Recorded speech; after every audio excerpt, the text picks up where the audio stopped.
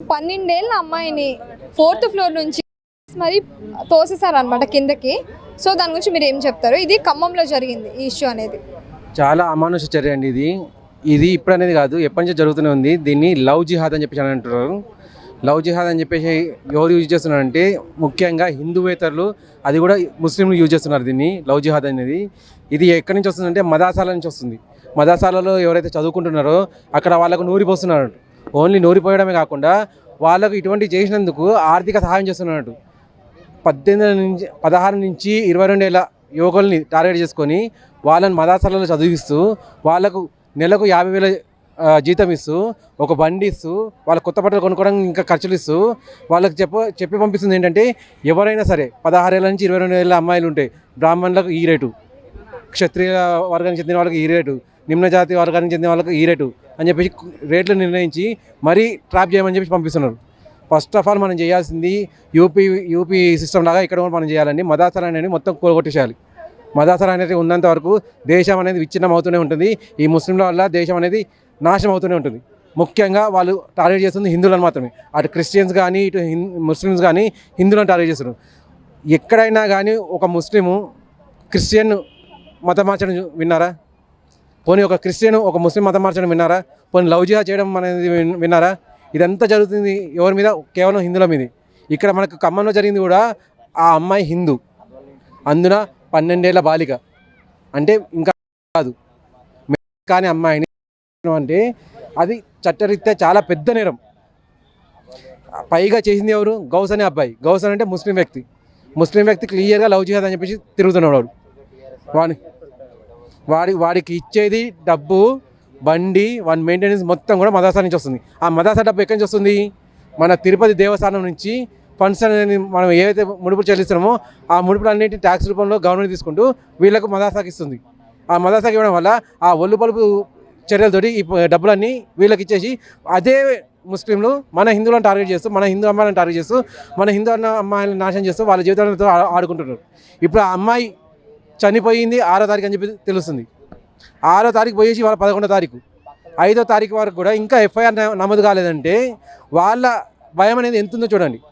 ఇంకా అందులో టీఆర్ఎస్లో హరీష్ రావు గారు వచ్చేసి ఒక స్టేట్మెంట్ ఇచ్చారంట. అది ఎవరైనా కానివ్వండి, మా పార్టీ వాడైనా కానీ ఖచ్చితంగా చర్యలు తీసుకుంటామని చెప్పేసి ఆయన అన్న తర్వాత కూడా ఇంకా ఎఫ్ఐఆర్ కాలేదంటే పోలీసులలో భయం ఉందా, లేక పోలీసులు వాళ్ళకు అమ్మడు పోయారా, లేక లోబడి ఉన్నారా, లేకపోతే ఎంఐఎం అనే పార్టీ ఒత్తిడిలు ఏమైనా ఉన్నాయా? అంటే ఒక ఎస్పీ ప్రెస్ మీట్లో అతని పేరు కూడా చెప్పడానికి భయపడుతుందంటే క్లియర్ అని ఇదే చెప్తున్నా కదా. లవ్ జిహాద్ అనే దాంట్లో వీళ్ళు ఏం చేస్తున్నారంటే ఒక వ్యక్తి అని చెప్పేసి తీసుకొస్తున్నారు, ఒక అబ్బాయి అని చెప్పేసి తీసుకొస్తున్నారు అంతే తప్ప తన పేరు చెప్పాలని చెప్పేసి రావట్లేదు, తన మతం చెప్పాలని చెప్పేసి రావట్లేదు. వాళ్ళు క్లియర్గా తెలుసు ఇది క్లియర్గా మతం విధ్వంసం అని చెప్పేసి హిందూ మతాన్ని ధ్వంసం చేయడానికి వచ్చిన వాళ్ళని చెప్పేసి వీళ్ళంతా ఎక్కడి నుంచి వచ్చినారండి? మహమ్మదీలు అని చెప్పేసి ఎప్పుడో 2000 సంవత్సరాల క్రితం మన దేశాన్ని పాలించడానికి వచ్చిన వాళ్ళు, మన దేశాన్ని లూటీ చేయడానికి వచ్చిన వాళ్ళని ఎలాగో మనం పారదోలినాం. వీళ్ళు మిగిలిపోయారు. పాకిస్తాన్ అని చెప్పేసి, బంగ్లాదేశ్ అని చెప్పేసి 2 సపరేట్ దేశాలు ఇచ్చినాం. అయినా కూడా వాళ్ళు ఇంకా ఇక్కడ ఉన్నారంటే ఇది క్లియర్గా గాంధీ నెహ్రూల నీచ చర్య.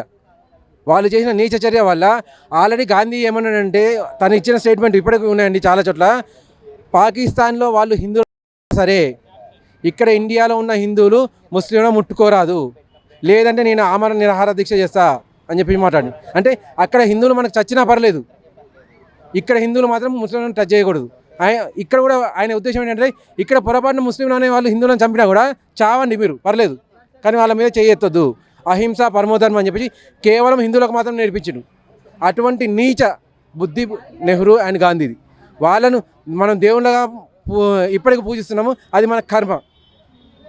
15 ఆగస్టు 26 జనవరి అని చెప్పేసి వస్తే ఆయన ఫోటోలు పెట్టుకొని ఎవరెవరైతే పూజిస్తున్నారో వాళ్ళంతా నీచ జాతి ఇంకెవరు లేరంటూ దేశ ప్రగతిని మర్చిపోయేసి, దేశ ఉన్నతిని మర్చిపోయేసి హిందువుల నాశనాన్ని కోరుకునే నెహ్రూ జాతిని పూజించడం అంటే అంతకంటే నీచమైన చర్య ఇంకెవరు లేదు.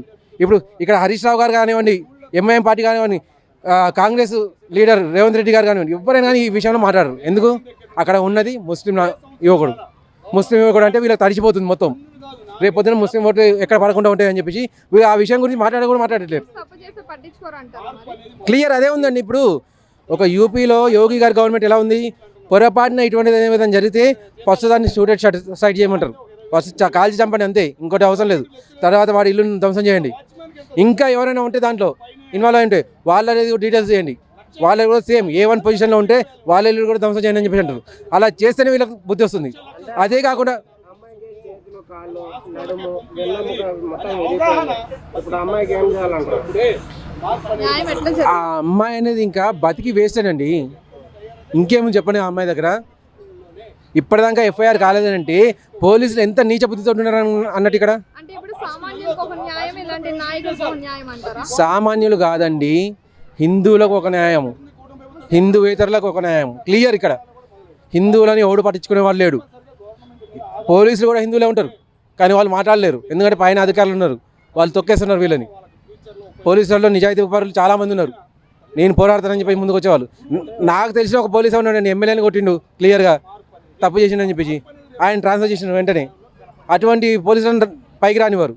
ఎవరైతే వీళ్ళ మాటలకు ఒత్తాసు పలుకుతుంటారో వాళ్ళని అక్కడ ఉంచేసి హిందువులను ఆనాడు తొక్కడానికి చూస్తున్నారు అంతే. హిందువులలో మనం చైతన్యం తీసుకోవాలండి. ఇటువంటి ఇన్సిడెంట్స్ జరిగినప్పుడైనా కనీసం మన లీడర్ అనేవాడు మనవాడై ఉంటే, మన గురించి మాట్లాడేవాడు అయి ఉంటే మన గురించి పాటుపడతారని చెప్పేసి ఆలోచన చేయండి. రేపు పొద్దున్న ఓటు వేసినప్పుడు ఇది మాత్రం గుర్తుపెట్టుకోండి. 12 వాళ్ళు వాచ్మెన్ ఉంటారు వాళ్ళ అమ్మ నాన్న. అసలు వాళ్ళ దగ్గర ఒక పైసా కూడా లేదు. ఇప్పుడు వాళ్ళ ఆస్తిని ఖర్చు ఎలా అంటారు? భయ్యా మీరు చెప్తుంది ఒక వాచ్మెన్ అని చెప్పేసి ఈ ఇన్సిడెంట్ మాత్రం చెప్తుండ్రు. ఒకప్పుడు బొమ్మనా బ్రదర్స్ అని చెప్పేసి చాలా పెద్ద సంస్థ, బట్టల సంస్థలో అదే నెంబర్ 1 ఉండేది. బొమ్మనా బ్రదర్స్ ఓనర్కి ఒకతే ఒక కూతురు. ఆ ఒక్క కూతుర్ని కూడా లవ్ జిహాద్ చేసేసి తనను బెంగళూరు తీసుకెళ్ళిండు. బెంగళూరు తీసుకెళ్ళి అక్కడి నుంచి దుబాయ్ తీసుకెళ్ళిండు. ఇక్కడ ఉన్న ఆస్తుని మొత్తం అమ్మేసుకొని తను దుబాయ్కి వెళ్ళిపోయిండు. ఆ లవ్ జిహాద్ చేసిన అతను ముస్లిం. ఆ బొమ్మనా బ్రదర్స్ ఓనర్స్ ఎవరైతే ఉన్నారో వాళ్ళని బెంగళూరులో యాక్సిడెంట్లో చనిపోయారని చెప్పి చెప్పారు. అది నిజంగా యాక్సిడెంట్లో చనిపోయారా లేక చంపబడ్డారా అనేది ఇప్పుడు కూడా మిస్టరీ. బొమ్మనా బ్రదర్స్ తన దగ్గర డబ్బు కుదవలేదు, ఆయన కూడా తన చావు అనేది ఏ రకంగా జరిగిందనేది ఇప్పుడు కూడా పోలీసులు ఆరాధీయలేకపోయారు. ఇక్కడ వాచ్మెన్ అయినా కాదు నేను చెప్తుంది, వాచ్మెన్ అయినా ధనికుడు అయినా అంతెందుకండి. షీలా దీక్షిత్ ఢిల్లీ సీఎం 2 సార్లు సీఎం పదవి చేసింది. తన కూతురికి ఏం గతి పెట్టింది? లవ్ జిహాద్లో వెళ్ళిపోయింది. తను ఎలక్షన్లో కూడా నిలబడాలని చెప్పేసి వెళ్ళిపోయింది. ఇంకా నేను ముఖం చూపించేటట్లేను ప్రజలకు అని చెప్పేసి తన ఎలక్షన్ కూడా రాకుండా పోయింది. షీలా దీక్షిత్ సీఎం అండి, 2 సార్లు సీఎం, తనకే దిక్కులేదు. అటువంటి పరిస్థితుల్లో ఉంటున్నాం. మన భారతదేశం అని చెప్పేసి, హిందువుల దేశం అని చెప్పేసి ఇంకా చెప్పుకోవడానికి ఎక్కడుంది మనకు? అంటే ఆయన లవ్ చేయడం అలా చేయకుండా పైనుంచి తోసేసాడు. లవ్ జిహాద్ అని చేసిండండి. ఇక్కడ లవ్ జిహాద్ చేసేసి రేపు చేసి వీళ్ళు ఏం చేస్తారంటే ఫస్ట్ ఆఫ్ ఆల్ అమ్మాయిని ఏ రకంగా నమ్మబలికేటట్టు తిప్పుకోవాలి. వాళ్ళ వెంట తిప్పుకొని వాళ్ళని శారీరకంగా యూజ్ చేసుకోవాలి. శారీరకంగా యూజ్ చేసుకున్న తర్వాత వీడియోలు రిలీజ్ చేయాలి. వీడియోలను దగ్గర పెట్టుకొని వేరే అమ్మాయిని ట్రాప్ చేయాలి. ఇదంతా చేసి ఉండాలి. ఇదంతా ఎవరైతే చేయరో ఆ అమ్మాయిని చెప్పడం జరుగుతుంది. ఇప్పుడు ఢిల్లీలో 16 ముక్కలు చేపించారన్నారు, చెరువులో కొన్ని పడేశారు, చెత్తకుప్పలో కొన్ని పడేశారన్నారు. ఒక అమ్మాయిని ఫ్రిడ్జ్లో పాతి పెట్టారని చెప్పారన్నారు. ఇవన్నీ ఏమవుతున్నాయి? ఏ అమ్మాయి అయితే తిరుగుబడుతుందో, లేదు నేను ఒప్పుకోను, నీ మత మార్పిడికి నేను ఒప్పుకోను, నాకు అవసరం లేదు, నేను బయటికి వెళ్ళిపోతా అని చెప్పి ఎవరైతే అంటుంటారో వాళ్ళని చంపడం చేస్తున్నారు. ఎవరైతే నరకం చంపడం జరుగుతలేదో వాళ్ళని పెళ్లి చేసుకొని వీళ్ళ దాంట్లో ఇంకో నీచ పద్ధతి ఉంది, హలాల్ అనే పద్ధతి. మగవాడు 3 సార్లు తలాక్ తలాక్ తలాక్ అన్నాడు అనుకోండి, అంతే, ఇంకా విడాకులు అన్నట్టు. దానికి కోర్టు అవసరం లేదు, పెద్ద మనిషి అవసరం లేదు, ఇంకెవరు అవసరం లేదు. మళ్ళీ దీంట్లో పద్ధతి ఏముంటుందంటే ఆ హలాల అనే పద్ధతి వచ్చేసరికి వీళ్ళ తండ్రి గారు అయినా కానీ, వీళ్ళ అన్నగారు అయినా కానీ, వీళ్ళ కొడుకైనా కానీ, అంటే ఆమె సొంత కొడుకైనా కానీ, వీళ్ళల్లో ఎవరైనా పెళ్లి చేసుకొని రసం అని చెప్పి ఒకటి అంటారండి, మన దగ్గర శోభనం అంటారు దాన్ని, వాళ్ళ రసం అంటారు. ఆ రసం అయిన తర్వాత మళ్ళీ ఆమెకి విడాకులు ఇవ్వాలి. తను ఆ విడాకులు ఇస్తే ఈ భర్త మళ్ళీ పెళ్లి చేసుకోవచ్చు. ఈ రూల్ అనేది వాళ్ళ దాంట్లో ఉంది. అంటే ఒక అమ్మాయి మొన్న ఈ మధ్య ఒక స్టోరీ వచ్చింది, నెల రోజుల కిందనే 16 సార్లు హలాలా చేశారంట. 3 నెలల్లో 16 సార్లు వాళ్ళ ఫ్యామిలీ మొత్తం యూజ్ చేసుకున్నారంట. ఈవెన్ 3 మౌనాలను కూడా చేసినట్ట హలాలా. అంటే ఈ శోభనం అనే కార్యక్రమాన్ని 16 సార్లు చేసినట్టు ఆ అమ్మాయితోటి. అంటే ఇటువంటి ఎంతటి నీచ సంస్కృతి వాళ్ళకు ఉందో చూడండి. ఇటువంటి నీచ సంస్కృతి అనేది మన హిందూ అమ్మాయిని టార్గెట్ చేసి చేస్తున్నట్టు. వాళ్ళు ఈవెన్ వాళ్ళ ముస్లిం అంతెందుకండి, అమీర్ ఖాన్ అని చెప్పేసి పెద్ద హీరో ఉన్నాడు, తను 3వ సారో 4వ సారో పెళ్లి చేసుకున్నాడు. గత 3 అమ్మాయిలు కూడా హిందువులే. అమీర్ ఖాన్కు ముస్లింల అమ్మాయిలు దొరకలేదా? తను ఏం చేస్తున్నాడు? తను లవ్ చేయట్లేదా? అటు అమీర్ ఖాన్ అనే ధనవంతుడైనా కానీ, ఇటు మదర్సాలో చదువుకున్న బీదవాడైనా కానీ, బొమ్మనా బ్రదర్స్ లాంటి ధనవంతుడైనా సరే, షీలా దీక్షిత్ లాంటి సీఎం అయినా సరే, వాచ్మెన్ అయినా సరే, ఎవరైనా కానీ ముస్లింల చేతుల్లో భంగపాటు పడాల్సిందే. ఫైనల్గా ఈ అమ్మాయికి న్యాయం ఎలా జరగాలి? ఒకటేనండి, వాడిని ఉరియాలి బహిరంగంగా, వాడి ఇంటిని కూలదోయాలి, వాడి ఫ్యామిలీలో ఉన్న వాళ్ళని దేశ బహిష్కరణ చేయాలి. అంతే తప్ప పొరపాటున ఇందులో ఎవరైనా కానీ లేదు ఆ అమ్మాయికి అన్యాయం జరిగింది, ఆ అమ్మాయికి వాడి నుంచి పెళ్లి చేయాలంటే వాళ్ళు తప్పుగా మాట్లాడుతున్నట్టు క్లియర్. ఆ అమ్మాయి కళ్ళ ముందర వీడిని చేయాలి, వీళ్ళ ఫ్యామిలీని బహిష్కరించాలి.